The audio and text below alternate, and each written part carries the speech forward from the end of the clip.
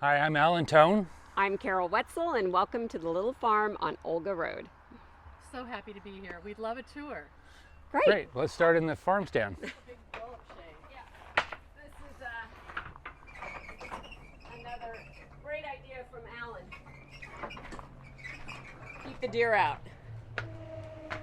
So what we have inside our farm stand right now is our skincare line. So we make a line of skincare that's all tallow based. We make it here at the farm. It's all organic. Even our tallow, all of our essential oils are organic. So we make that here, and that's doing really well. And I also sell it at farmers market. Then we also have quick gift type plants that you can just grab and go. And then as you go into the actual hoop, we're growing veg for fall veg. And then this spring, our objective is to create a really nice offering, robust offering of veg starts and herbs, as well as perennials that you might want to grow for a cut garden, like garden in a box type of thing. So that's the farm stand. Love it. Should we go inside? Yeah. Just a quick peek? Yeah. I'll follow you. Come on inside. So how big is this hoop? This is 28 by 14. Okay, so we call it a high tunnel, or? High tunnel hoop house. So right now what we have growing in here are 83 varieties of heirloom chrysanthemums, because why not? And then They look really healthy. They're on both sides. I see that. yeah, so they should start blooming like mid-September, all through October, potentially into November. And then we can dig them up, cut them back, and store them for next year. And then we have Corinne's veg starts going on in here, and then she's taking over space in the farm as our annuals are moved out. She's moving in the fall veg push. When you say you're going to sell the mums, are you selling them as cuts, or? I will store the mums. I got these from Three Porch Farm and from Goose Creek. And I doubt I'll sell cuttings. I might sell them locally because they're so easy to propagate. They're ridiculously easy to propagate. But I also think we need to prove our model. They need to bloom so folks can see that these are as exciting as dahlias, because I think they are as exciting as dahlias. And they can take you through November with blooms. So mums, heirloom mums in particular, aren't very well known or appreciated, like dahlias are. So I think this is prove our model, and then go ahead and whack these down, dig them up, store them somewhere where they won't freeze, and then try to see what we can bring back and put in the ground again, and then perhaps take cuttings in the spring.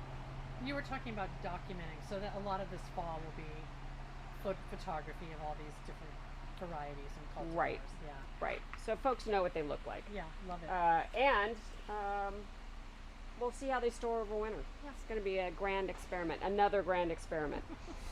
Well, we are, like you said, on not even year 2 isn't over yet. Right. For the little farm. For the little farm. For us to be open to the public, this is season 2. Great. Okay. We're right here on a busy road, aren't you? Yeah, it's good and bad. We have lots of traffic, but then we also have, the road noise. I mean, everyone who comes to Orcas Island is driving on this road. Going out to Moran. Yeah. That was one of our reasons for there's so much traffic on this road. What if we did have a public space, where we could sell flowers, cut flowers, bouquets, and things like tallow-based skincare.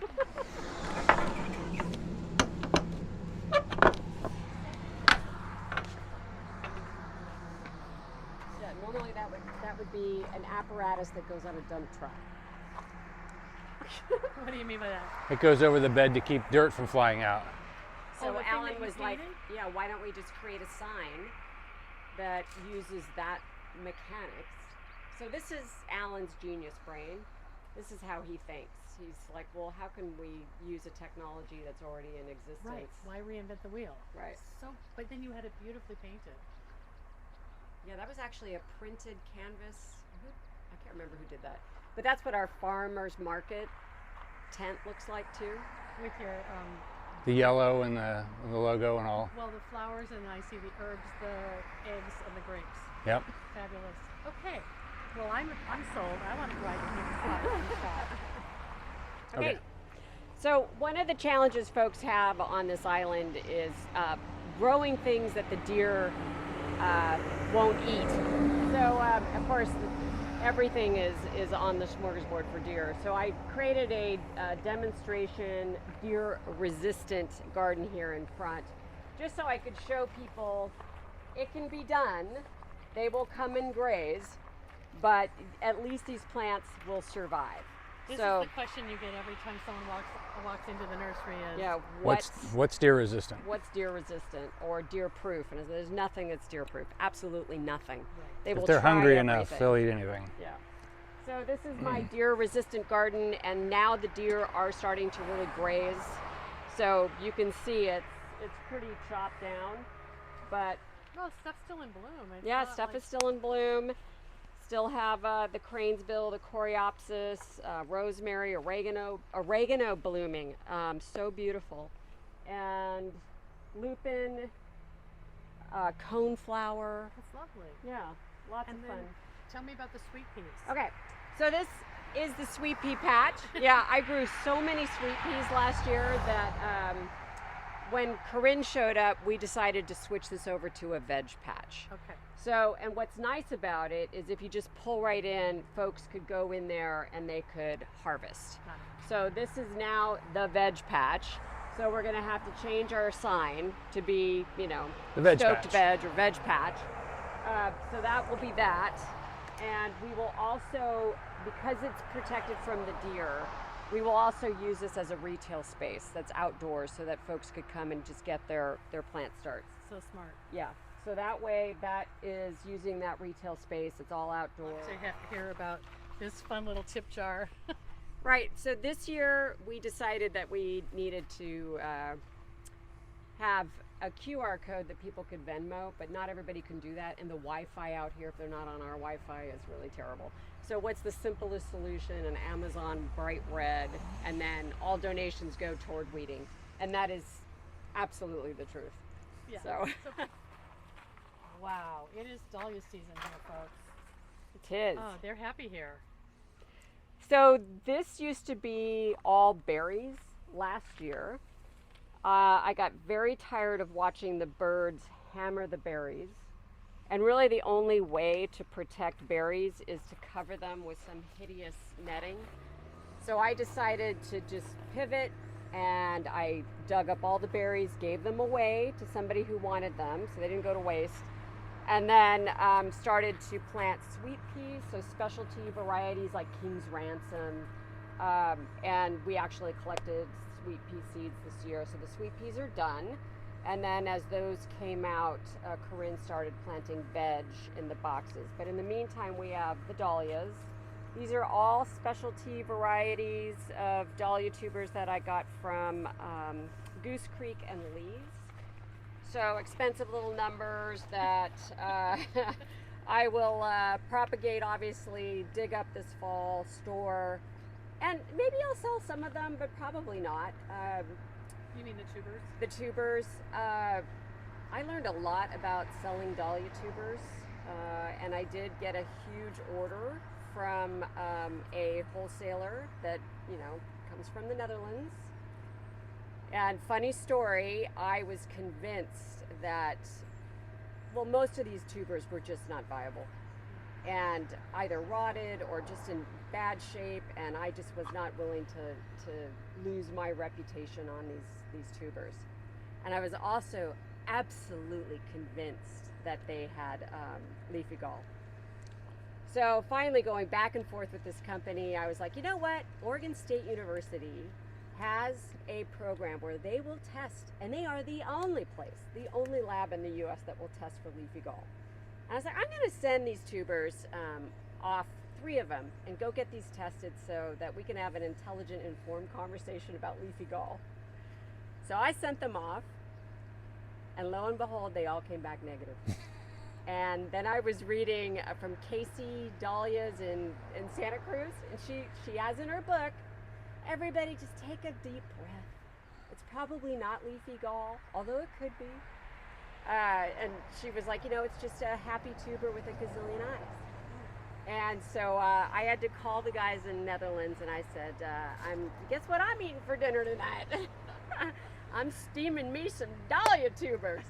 I'm just gonna shut my mouth. And anyway, that was a really good learning curve. But I still did not. I actually did find some tubers that have exhibited leafy gall from that bunch, and I just said, you know what, I'm just not gonna risk it.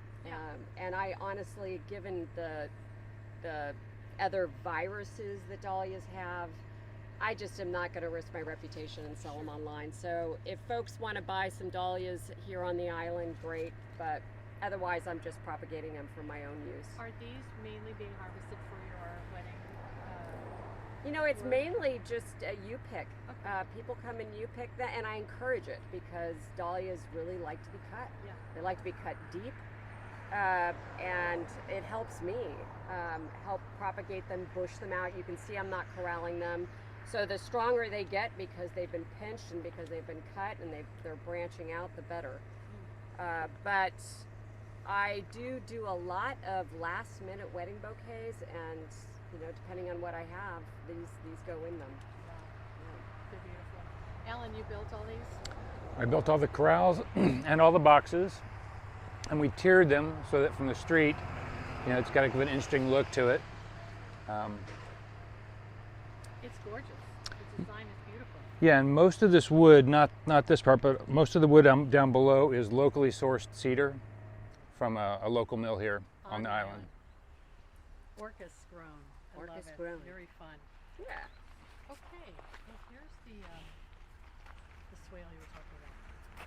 Yeah, and I am a weed freak. My first book, weed freak. I really like to cover every inch with plants so that we shade out weeds. So this is just a border that I blitz in. I love to plant perennials in the fall and just get things. I introduced fleabane Mexican daisy to the island, like 4 flats of plugs, and sold them in the nursery that first year, and people just love it. And easy to propagate. When we first bought the property, it was just old hayfield like our neighbors. And the hay was in such bad shape that it was only good for erosion control. Okay. So people would cut it for free and then bale it, but then they wouldn't use it for feed. They would just use it on the side of excavation projects. We started with a blank slate across the whole property. And it's a total of 3 acres. Including the farm and where we live up on top, it's 3 acres. I think that's a good number. You don't need It more. seems manageable for the most part.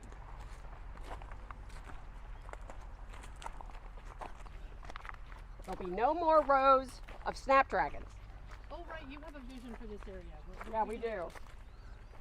Yeah, next year, this will be our hugel culture labyrinth. Twofold, 2 reasons. One is we need to increase real estate for grow, and hugel mounds will give us a little more real estate, and also bring up beds higher so that people can pick. So it's an interesting idea. Yeah, good point. And it also will help us with drainage, and it will also help us with all the refuse that comes from a farm and all these grows.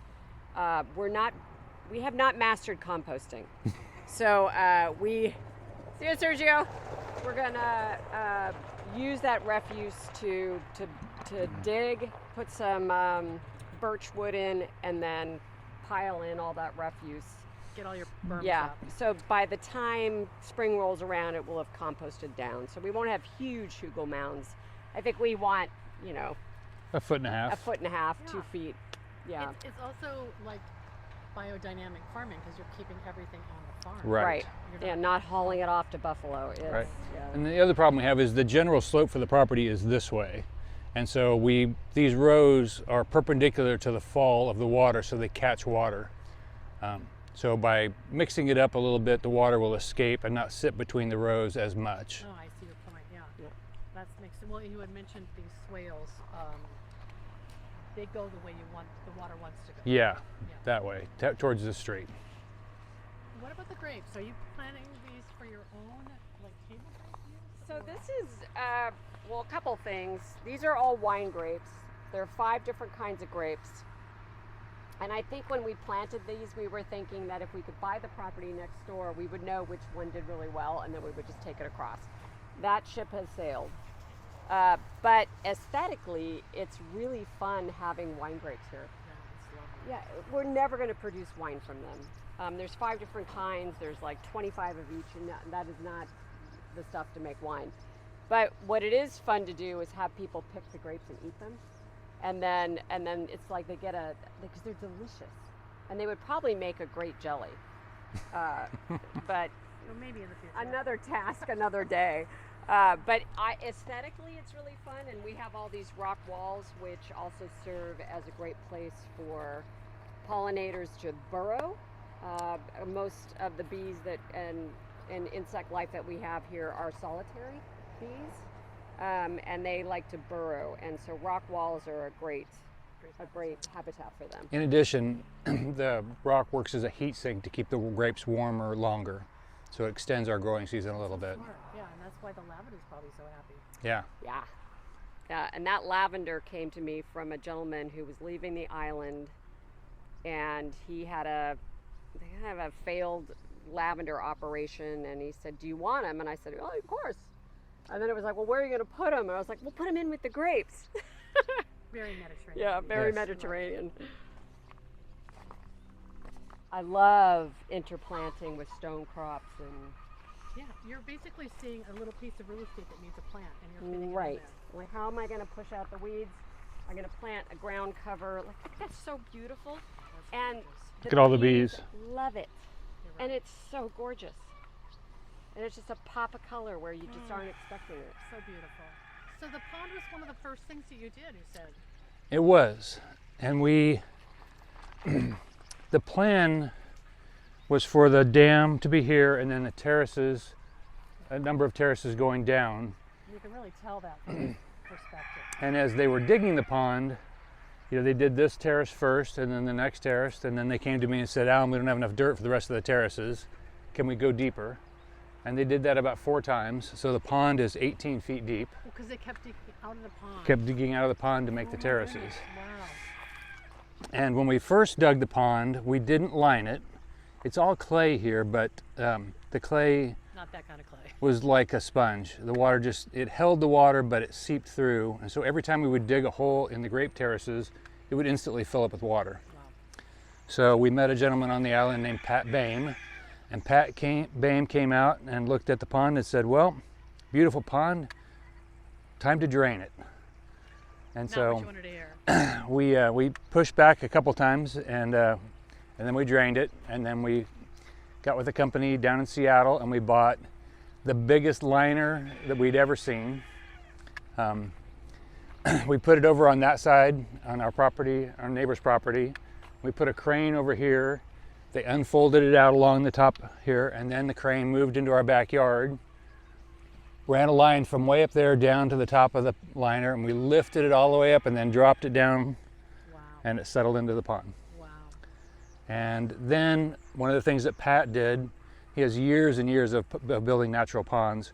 We did an under gravel filter like in an aquarium. So there's 1.5 feet of gravel at the bottom, and about halfway through the gravel, there's a lattice work of PVC with holes in it, and the water gets sucked through that PVC, through the gravel, into the PVC, and then up into the waterfall. So it filters the water. And then we did an aerator, and you can see the water isn't crystal clear, but it's pretty clear. Yeah.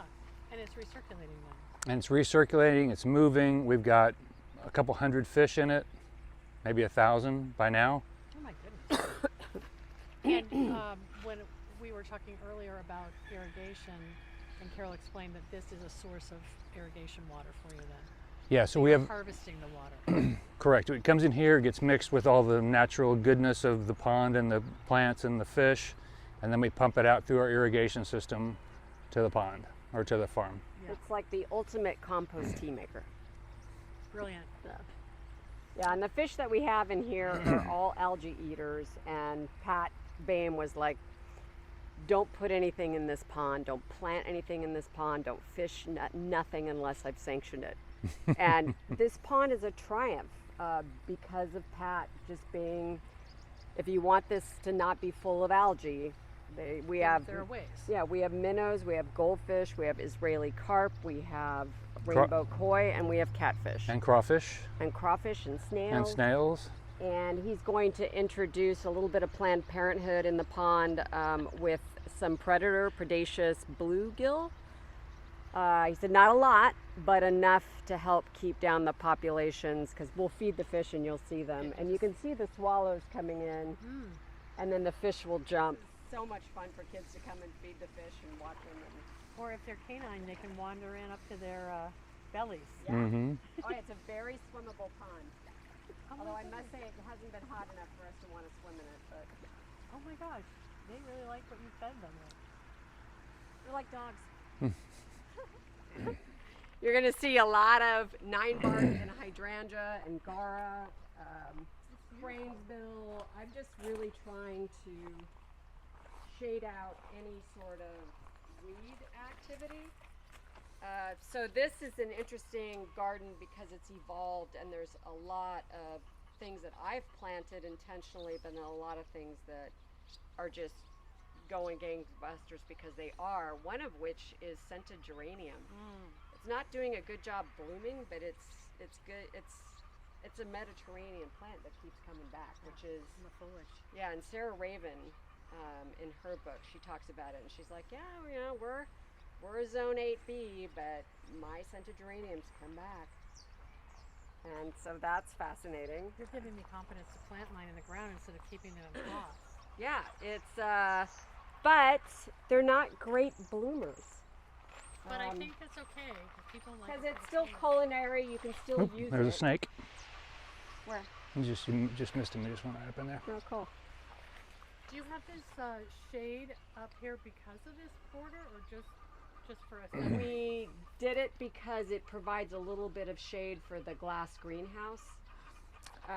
When the sun sets, it's way over there, and so it gives it a little bit of shade. Oh, I bet it's beautiful. This thing is a workhorse. I use this,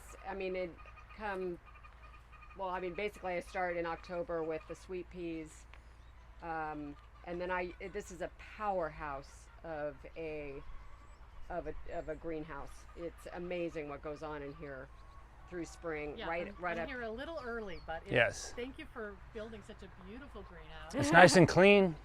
It is clean. It's gorgeous. Very clean right now. When you say you built it, Ellen, was it a kit? It was a kit. It came from Belgium by way of a company in Texas that was the distributor. And So handsome. with my level of skill and confidence told me that it would take me about 3 days to build it. It took maybe 3 weeks. Well, and to In realize that- in part because the directions were IKEA-like, so there were no words, just pictures, and none of the aluminum was labeled. So, in the directions, it would show you the end of what the profile was supposed to be, and then you had to look through this pile of aluminum to try to find the right pieces. And then, But who helped? and then, about midway through it, I'm looking for this part and I can't find it anywhere, and so I called the distributor because obviously they must have forgotten to send me the part. Well, it turns out they forgot to send me the revised instructions. Oh my And that gosh. part had been swapped out for some other Like, part. Can I please reclaim my time? And they did that twice. On 2 separate parts, on 2 separate occasions, I called them, oh, you don't have page 16. Oh, you don't have page 23. And then we got some neighbors to help us with it. And Well, it was Laura Walker, who's the president of the garden club. Her husband Curtis had built one of these up at their property. So he said, oh, I've got tips and tricks. And he came down, and I don't know if it was the two of you that figured out you were missing yeah. pieces, but That's funny. so I grow ranunculus in there and then try to make sure they don't freeze to death in the winter. But then I also grow ranunculus outside so I can get them to succession. There's a ton of ranunculus in here that keep coming back. And then because Corinne's here, we're going to switch gears I'll have my row of ranuncs. I may leave my tubers in there, my Dahlia tubers in there, and see what comes back. And then she'll have the middle row for using our never sink hook and wicket system for tomatoes, and then veg on the other side. Love it. Yeah, and then people will be able to pick in there. And then that's our chicken coop. Oh wow! I heard them, but before I saw them. Another Allan project. And we call this the north field. So there's a lot of perennials in there. That's where I've got all that Lysianthus that decided to bloom a week after the wedding I grew it for. So that's going to evolve and change. Oh, and then your orchard is down there. Yeah, and then we have the orchard, and that's a very young orchard. It's only 3 years in the making, but they're all dwarf trees. Okay. So apple, olive, Fig, fig, pear. yeah. Yeah. So we'll start that whole interplanting of veg, herb, flower. Because frankly, I grow way too many flowers. So we don't need that many flowers because of our model. Our business model is people come to us, and I'm not harvesting to make market bouquets or to push it out to the Sell wholesalers. yeah. I have a lot of wedding floral folks that come to me and come and pick, which is great. Love it. But I grow way too many flowers. It's hard to imagine that that's a thing. Yeah. Let's do it again. So Oh my gosh, this these are is- stunning. PG City, which is crazy. So I went really nuts with buying PG hydrangeas, which I fell in love with. And it's just a fun little corner. It's stunning, and you're cutting them, right? Yep, we cut them, and then it's also teaching people how to cut them so that they don't cut the heart out of a bush. But and they're a little floppy right now because of the rain that we've gotten. But yeah, I love this corner of the property. Especially at this time of year. Yeah, Yeah. yeah. Oh, do we want to look at the studio? Yeah. A workspace for like workshops and entertaining. We rent the farm out. We're now allowed to do that. So Tell me about that. How often can you do that? We and can what- do that 5 times a year, which I think is perfect for what Alan and I want to have.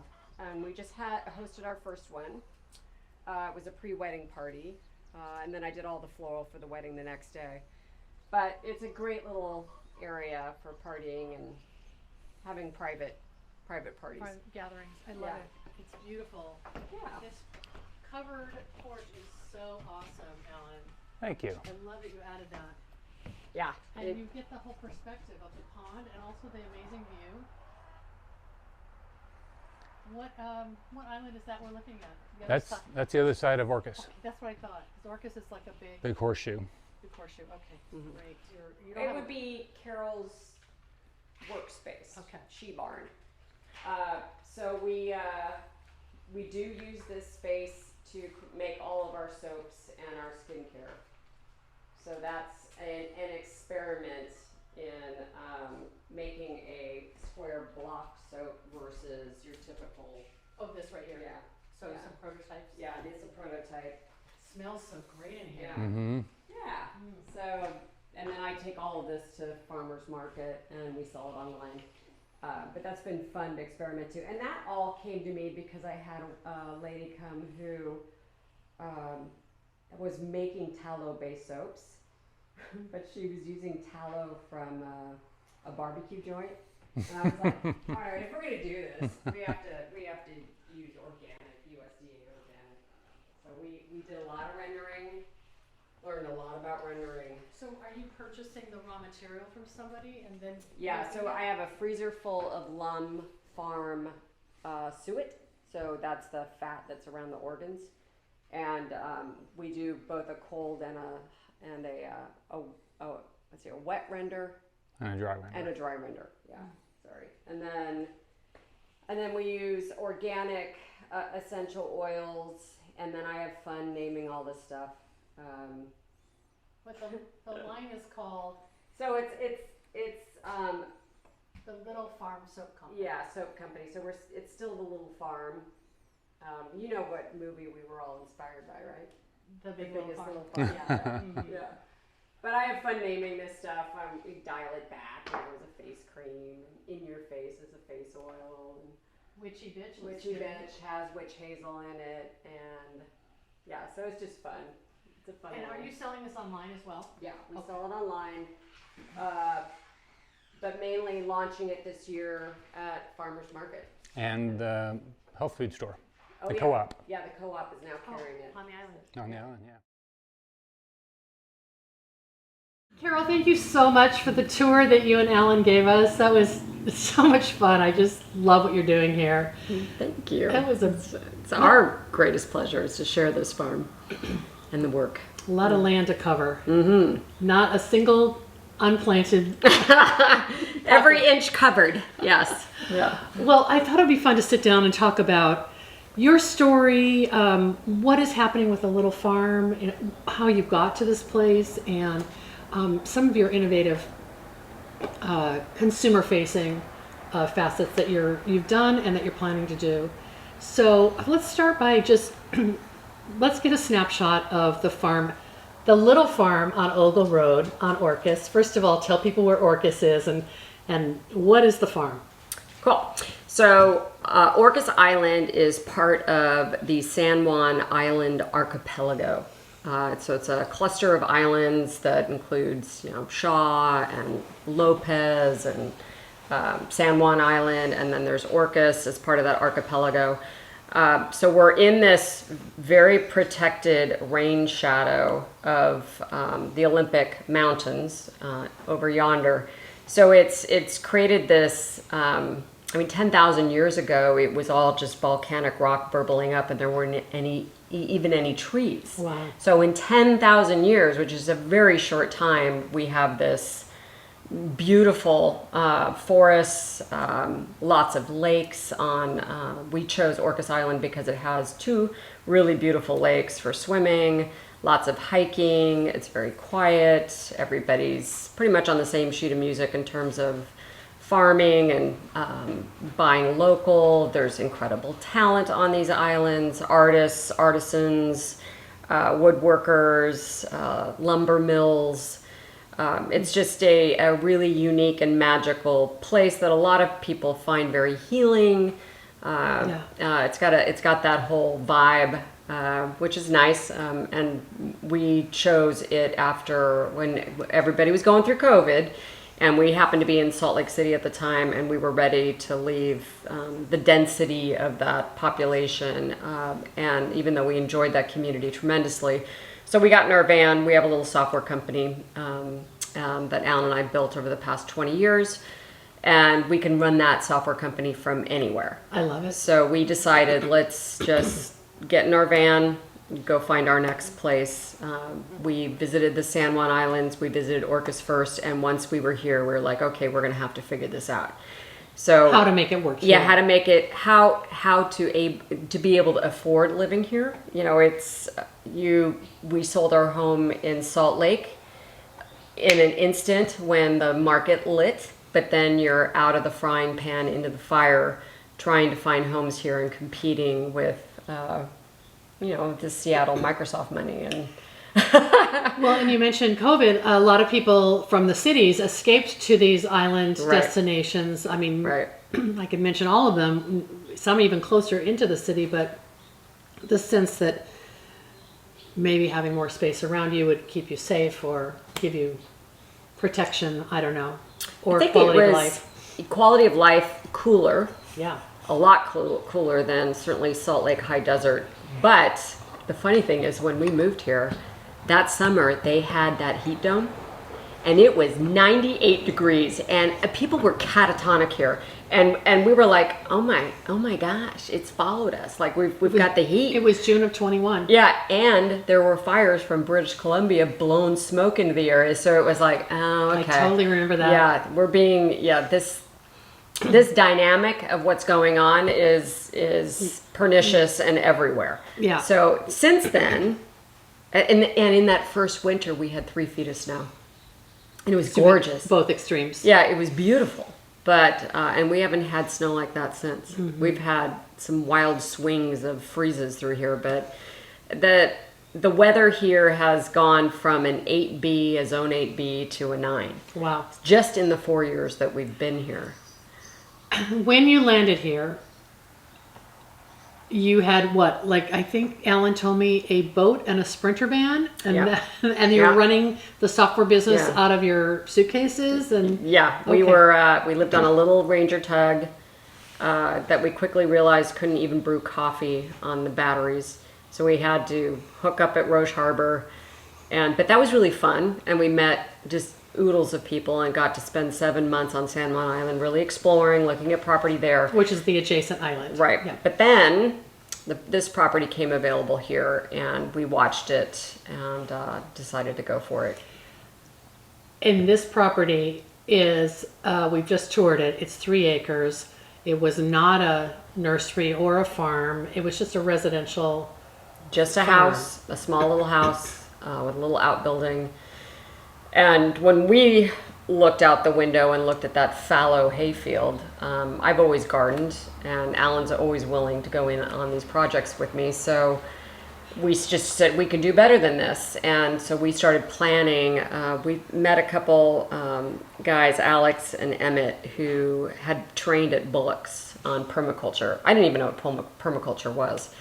I've always gardened, but not at this level. And at any rate, they helped us start to imagine this property in ways that we never would have thought. They really helped us open our minds to a creative view of what it could look like. And the initial plan was to grow mostly vegetables. And we were looking at all the traffic on Olga Road thinking, wow, this would make a great farm stand because there's so much traffic. Everybody's going out to Moran. Everybody's passing it. Moran being the State park, and it's a gorgeous state park. So everybody winds up going by this farm at some point. So we And you're very close to the hub, the to downtown. East Sound, yeah, and that's another real convenience. We had quite a few people say to us and recommend, if you're going to live here year round and through winter, you never want to live on a place that has a precipitous slope that you're going to have to drive up and drive down. So we really felt fortunate having found this property and able to buy it. But it also left a lot of room for opportunity.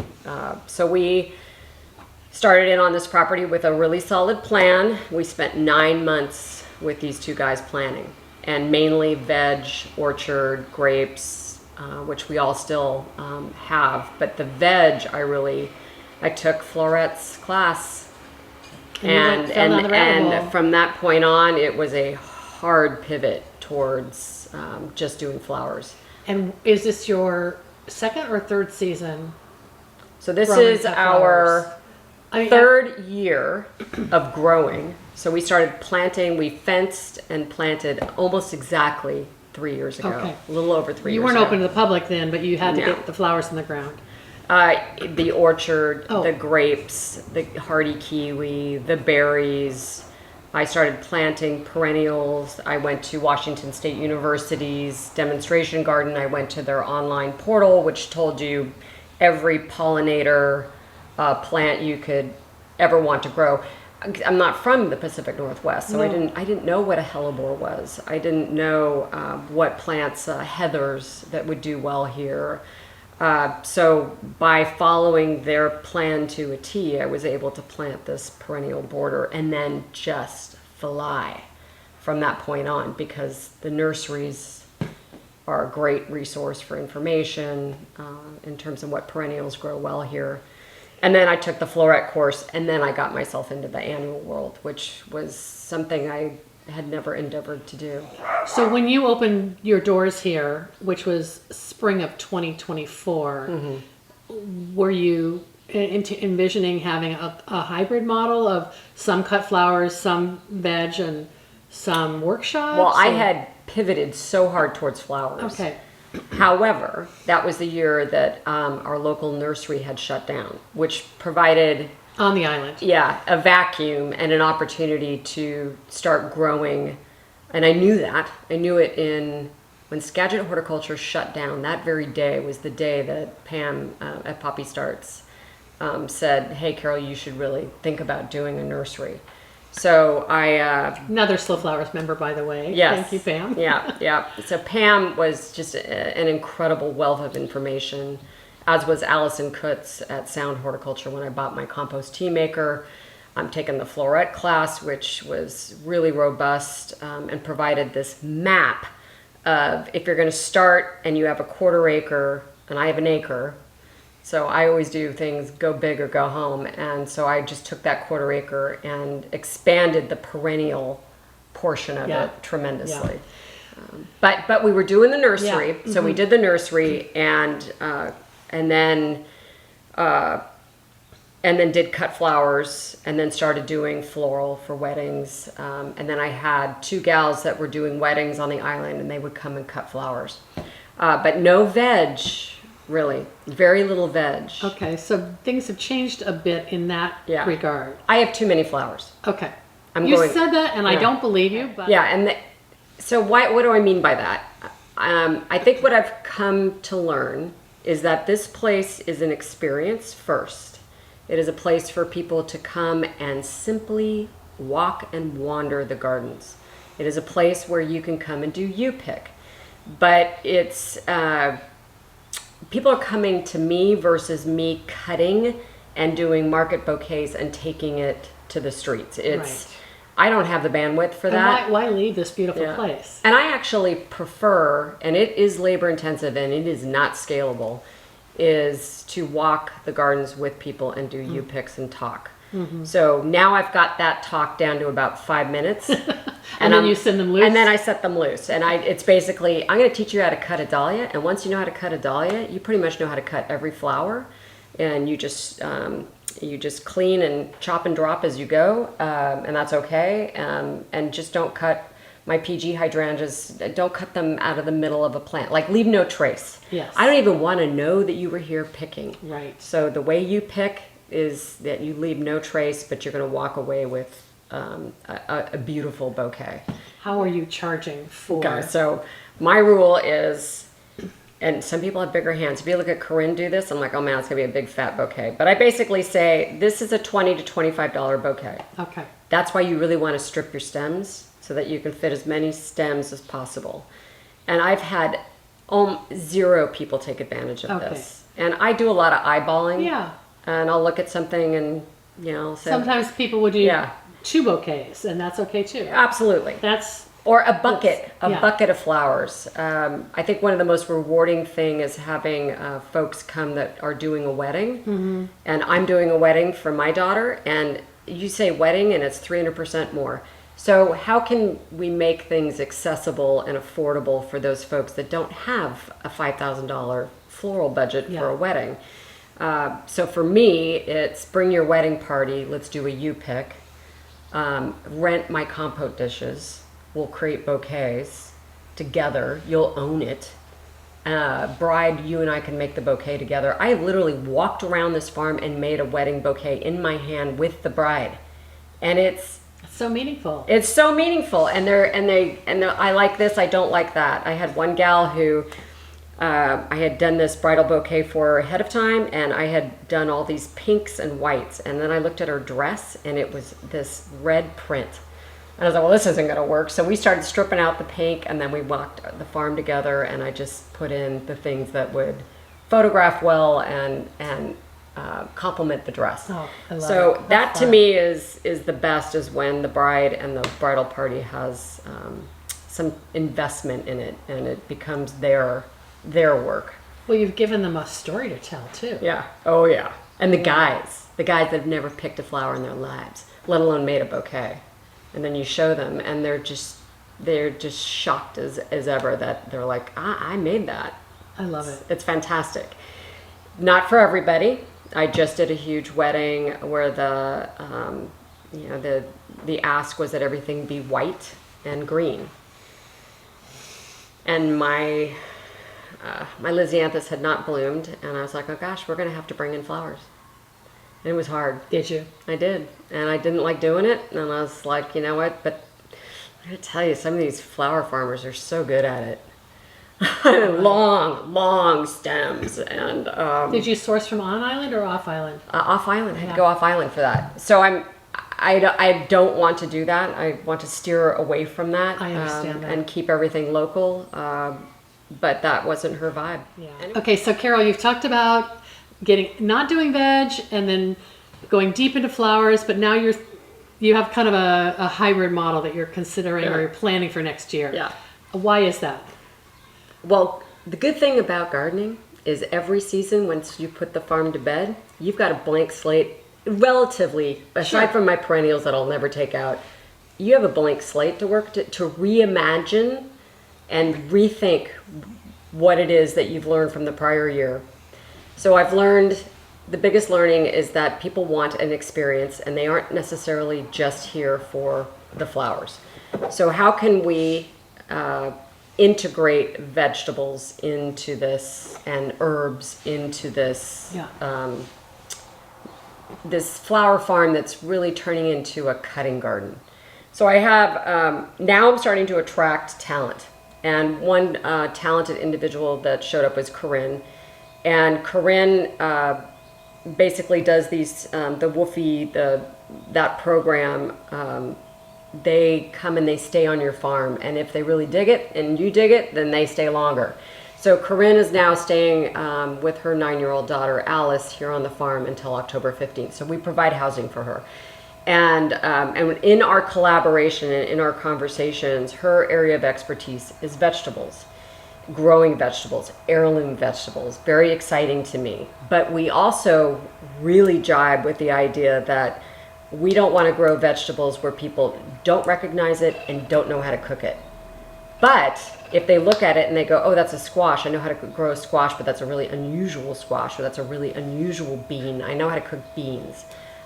So we jibed immediately. And then as I was talking to her about the challenges I've had beating back aphids this year, we thought, well, what if we did an interplanting of flowers, veg, and marigolds, and herb, and try to really create it so that it's an experience, so that you're not necessarily just walking down a straight path. You're walking down you're walking into a labyrinth, or you're walking down a winding path, and you're able to take your basket and you can cut your herbs and you can cut your flowers and you can cut your veg all in one fellow swoop and have it be an experience and a delight, because the next time you come, you might say, hey, point me in a different direction in the farm, and we will have a map, and you can go and go pick in another area. And month to month, everything changes. Everything whatever evolves. they harvest is going to be different. Right. I love that. Right. So that will be part of the on-farm experience.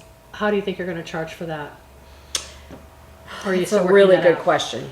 So for the bouquets, I still like doing that. Pick a big giant lily, or if you pick a lily tree, just don't pick them. That's what I say. If don't pick the roses, don't pick the lilies. Let me help you with that. And even a branching sunflower, to create balance in that branching so it doesn't keel over. Let me just cut that. Yeah. But the rest is fair game. And then just teaching them how to pick, and then teach them that, look, 10 stems of dahlias is going to cost you $25. That's great. It's a good price. It's a great price. And for the veg, we are going to have to weigh it.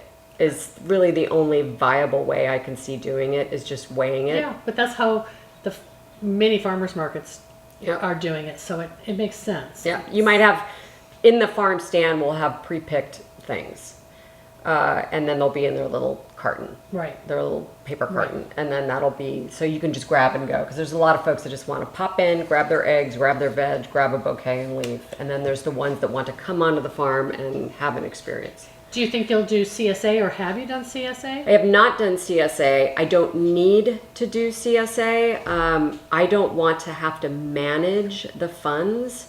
So I get it. I would prefer to have a subscription based model, similar, like in a way. You join the and club come or whatever. pick up your weekly veg box. Yeah. Come pick up your weekly bouquet, and you can subscribe and therefore unsubscribe. I'm going to be out of town, so I'm going to pause it and make it really, because all of us who have subscription-based things are like, oh, I just paid for it again and I'm not around. Or you could give it away to somebody else. Sure. And maybe you could gift it to Sure. somebody else. But I like the idea of subscription-based. It's nice for cash flow. And then planning. it's similar to a CSA, very similar. I mean, what's really the difference there? Well, I don't know, but I think it's a way to communicate people's investment in this farm. So Right. I like it. Right. You are a teacher. You have a background in curriculum development and more. I'm not even describing this correctly. Your early part of your career was in academia, right? Yes. So, and my area, I guess, of expertise, of passion, really, is adult learning. Okay. So how do you can't professionally develop or teach adults the same way you teach kids. Yeah. So after a long career in that, including working for the Discovery Channel, which now I understand why you're such a good communicator, how are you taking some of those parts of your past and bringing them to the little farm? Yeah, so going back to Corinne and tapping into her talent, we started noodling. What does 5 years out look? What does 3 years? What are the benchmarks? What would it take us to get to these places that we want to go? So we need to prove our model. So we need to work on this poly farming, chaos farming, veg, flower thing. Document the heck out of it. Do a lot of A/B testing. Start podcasting, talking about it, writing about it. Building up, we have so many visitors to the farm and I'm not collecting that information or, taking advantage of that Capturing, opportunity yeah. to capture a group of folks that are interested in the same things and then start to provide them information that hopefully they'll find valuable. So in year one of our work together in 2026, that is our objective, is just let's start podcasting, let's start writing, let's start experimenting, let's really talk about what's working, let's talk equally about what's not working, and then document. Yeah. And then by year 3, our objective would be that we would be hopefully publishing and also starting to do an online course, just little mini online courses that would then ultimately in 5 years turn into more robust online courses. I think that's realistic. And then also doing all of the workshops that I do now. So I do a lot of bouquet making workshops. So those are easy entry, just pop in from 4 to 6. We'll go walk the farm. We'll talk about basic floral design. We'll pick flowers together. We'll create bouquets together without judgment, and then I will send you off with enough flowers that you can then go home, rip your bouquets apart, and do them again. Fresh water, new look. Love that idea. Next day, clean it out, rip it apart, cut them, repurpose them, and just take it from big to medium to small to okay, now we're done. Get Yeah. your rinse and repeat going, Right. So you feel confident, Right. So that's one customer you already have. Yes. Yeah. So I'd love to do a whole lot more of those.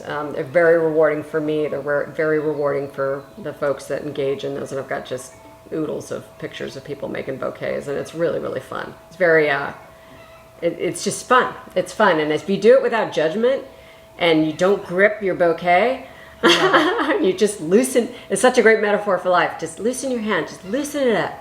And you just Exhale be a little amazed. bit.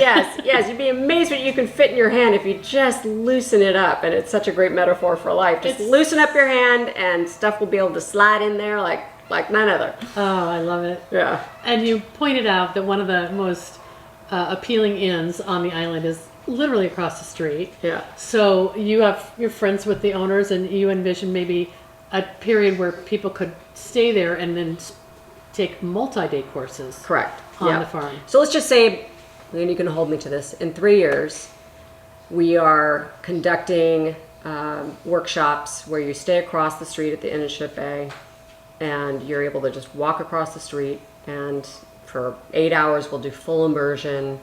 Love it. Yeah, but I think what I've learned with professional learning for adults is there's about 20 minutes of okay, this is what we're going to do. This is why we're going to do it. Let me model it. Now we're going to go do it with guided practice. And now independently, you're going to do it without me. And it's that gradual release to independent practice. And a lot of hands-on, less talk, more doing, more reflecting, more guided practice, more cognitive coaching. You tell me what's going on here. What do you think we could do differently? How might you test your theory? And Carol, you're envisioning your customer is not necessarily an aspiring flower farmer. Is that correct? Is it more of a floral person who wants flowers in their life and wants to have a cutting garden, wants to just improve their landscape? Like, am I characterizing that correctly? Or? Correct, absolutely. Okay. Because I have pivoted away from calling myself a flower farmer. I'm just a gardener. Yeah. I'm not a horticulturist. I'm on a huge learning curve. I make big mistakes. And you just have to, kind of like in the writing world, we call kill your little darlings and just move on and learn from it. There is no perfect way in any way in life. So let's just have some basic fundamentals, like starting with soil and building your soil, because we sure had to build ours. And we are still working on ours. Yeah. It seems to be an endless process. Yeah, and then how do you grow something from a seed? Do you want to grow from seed? Maybe you just want to start with a plug. Maybe you just want to go buy plants and get them into the ground. Or maybe they'll buy their cutting garden collection from you and be halfway there. Yeah, exactly. You can take a garden to go in a box. But learning some basic principles about, oh my gosh, weather, following weather. How can we work with rain? Every time it rains on this island, especially when we're in the drought, it's just, great, free water. Clean, free water. It's going right into your pond. Yeah. I love it. Yeah, so I think in 3 years, if we're offering on-site experiential learning opportunities, and also where you walk away with a cohort of friends that you can dip into and learn from. So special. I think this is the challenge with Instagram and with Facebook and all the social media is all you ever see is perfection. Yeah. And there's so much on my farm that I wish was better, could be better, but I can't let perfection get in the way of getting this work done. And to me, it's also just physically working is very, I think everybody should be engaging in the physical work of working with soil, working with plants, watching them grow, thinking about things. Weeding. I'm a self-professed weed freak. My objective in life is to get rid of every weed. But that also includes where you have a beautiful flower and it doesn't belong in that part of your garden and you just have to kill your little darling. Yeah. And you're like, you're out. Yeah, that was lovely, but you're out. But also really looking at your plants. This is the thing about weeding for me, and teaching this, that when you weed, you get down, you are looking at your plants and you are seeing all myriad of things. Start looking at bugs, get out the magnifying glass, really look. What is going on here? Or what is exciting about what's going on here?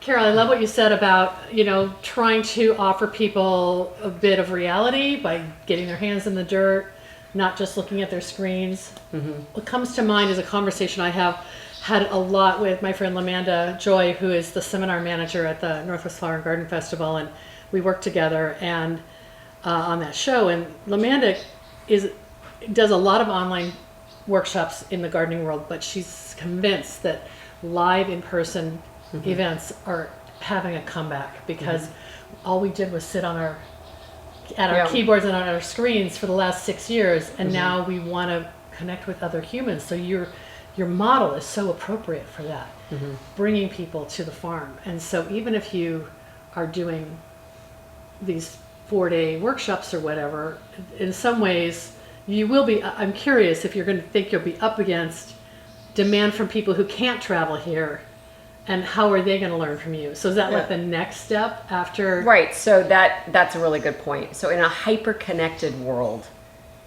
I think what's so interesting is that we are, and as AI continues to, take over, this can't be done by AI. Me sitting down with you can't be done with AI. You and I looking at each other in the eye, you and I capturing each other's facial body language. I think we're all craving real connection, and I'm really not interested in seeing how perfect your world is, because it's not. It's such a skewing of reality, and I think it makes everybody feel really lonely.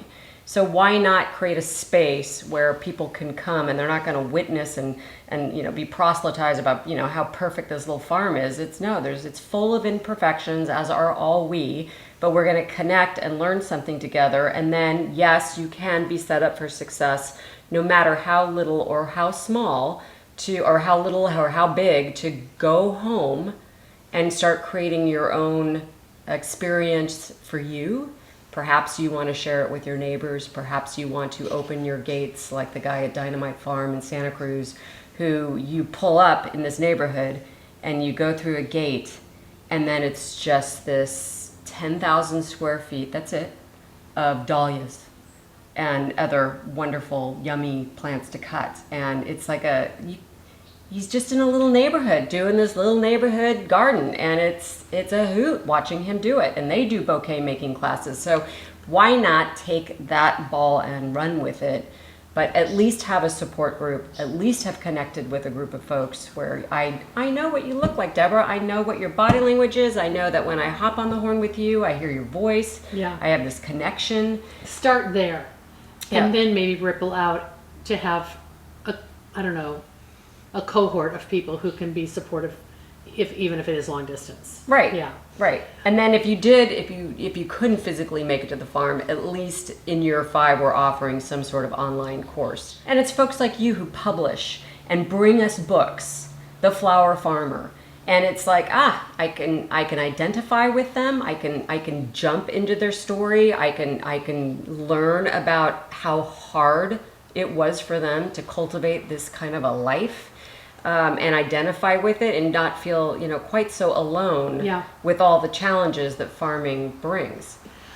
I couldn't agree more, and I was thinking about you describing this farm in Santa Cruz, and I think that transformative experience is already happening here. You witness what happens to people when they walk through that gate.